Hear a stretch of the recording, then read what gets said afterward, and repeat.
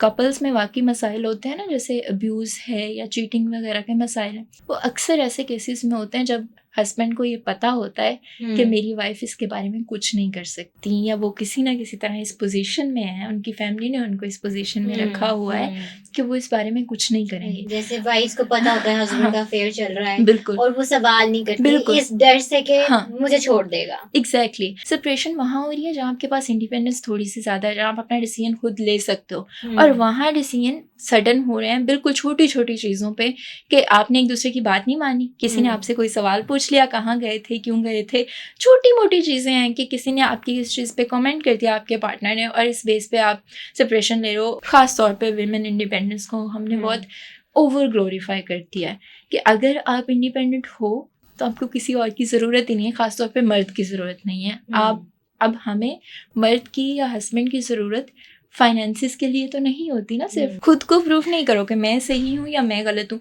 मेरी बात गलत हो सकती है, उसका मतलब ये नहीं है कि मैं इंसान गलत हूँ। हम अक्सर किसी ने कोई बात कह दी ना, हस्बैंड ने या वाइफ ने, उसकी बेस पे उसकी पूरी पर्सनैलिटी को जज कर लेते हैं। डिफरेंट एक्सपीरियंसेस हो सकते हैं, उस टाइम पे मूड ख़राब हो सकता है, वर्क प्लेस पे कोई प्रॉब्लम हो सकती है, बाहर कोई इशू हो सकता है।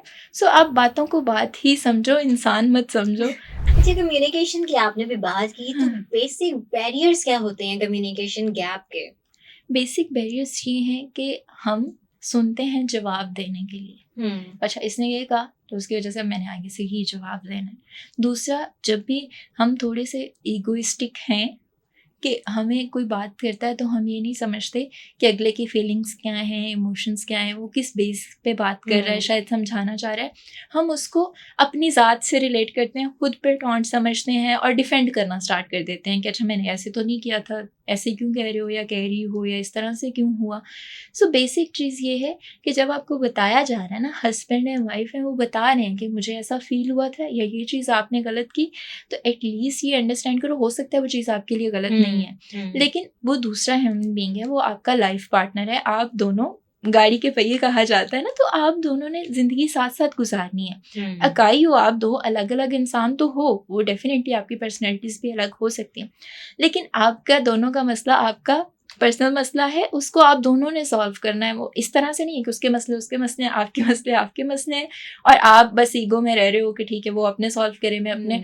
और इसी की बेस पे बहुत सारे मसाइल आगे सेपरेशन वाले मसाइल भी होना शुरू हो जाते हैं। जैसे आपने अक्सर देखा होगा, मैं भी केसेस देखती हूँ कि जिन कपल्स में वाकई मसाइल होते हैं ना, जैसे अब्यूज़ है या चीटिंग वगैरह के मसाइल हैं, वो अक्सर ऐसे केसेस में होते हैं जब हस्बैंड को ये पता होता है कि मेरी वाइफ इसके बारे में कुछ नहीं कर सकती, या वो किसी ना किसी तरह इस पोजीशन में है, उनकी फैमिली ने उनको इस पोजीशन में रखा हुआ है कि वो इस बारे में कुछ नहीं करेंगे। जैसे वाइफ को पता होता है हस्बैंड का अफेयर चल रहा है, बिल्कुल, और वो सवाल नहीं करती बिल्कुल, इस डर से कि मुझे छोड़ देगा। एग्जैक्टली अब जहाँ छोड़ने का ऑप्शन नहीं होता, वहाँ ये मसाइल ज़्यादा होते हैं, क्योंकि घर से भी वाइफ को बताया जाता है, अपने मेके से भी, कि किसी तरह आपने निभाना है, हमारा कल्चर भी इस तरह का, सोसाइटी के बहुत सारे प्रेशर होते हैं। अब उन केसेस में सेपरेशन नहीं हो रही, जहाँ पे वाकई ऐसे मसाइल हैं जिनकी वजह से सेपरेशन हो जानी चाहिए।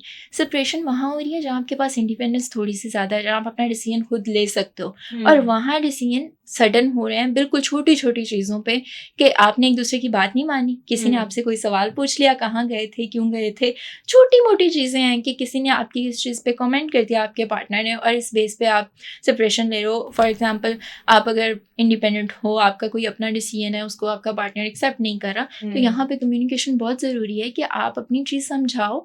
अब हम छोटी छोटी बातों पर सेपरेट नहीं हो सकते। इंडिपेंडेंस का थोड़ा सा आउट ऑफ टॉपिक जा रहा है, लेकिन मैं एक बात ही करूँगी कि इंडिपेंडेंस को भी ना हमने, ख़ास तौर पे विमेन इंडिपेंडेंस को हमने बहुत ओवर ग्लोरीफाई कर दिया है कि अगर आप इंडिपेंडेंट हो तो आपको किसी और की ज़रूरत ही नहीं है, ख़ास तौर पे मर्द की ज़रूरत नहीं है। आप अब हमें मर्द की या हस्बैंड की ज़रूरत फाइनेंसिस के लिए तो नहीं होती ना, सिर्फ रिश्ते अगर बनाए गए हैं तो उनका कोई मकसद है, को डिपेंडेंसी ज़रूरी है रिश्तों के लिए। एज ए ह्यूमन बीइंग आपको अपना सोशल सपोर्ट चाहिए होता है, आपको रिश्तों की ज़रूरत होती है, सोशल एनिमल हो आप, तो आपको इंटरेक्ट तो करना, आप अकेले नहीं रह सकते।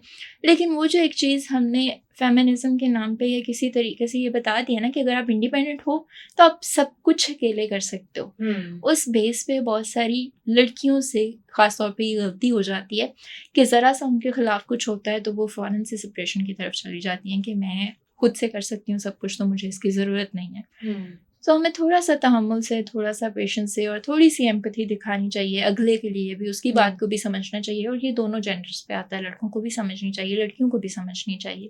तो यानी कि अब कोई प्रॉब्लम क्रिएट हो तो उसका हल सिर्फ ये है कि आप एक दूसरे से बात करें। ये नहीं कि जैसे एक बड़ा जेनरस है सबका एटीट्यूड होता है कि आप किसी से बात कर रहे हो, आपकी बहस हो जाए, एक डिबेट में आप लोग चले जाएं, तो दोनों में से कोई एक बंदा लाजमी कहता है तुम मेरी बात नहीं समझ सकते, मेरे से बात ना करो, मैंने तुमसे बहस नहीं करनी, तुमने जो समझना समझो। वो जो समझना है समझो के चक्कर में रिलेशनशिप्स बर्बाद हो जाते हैं।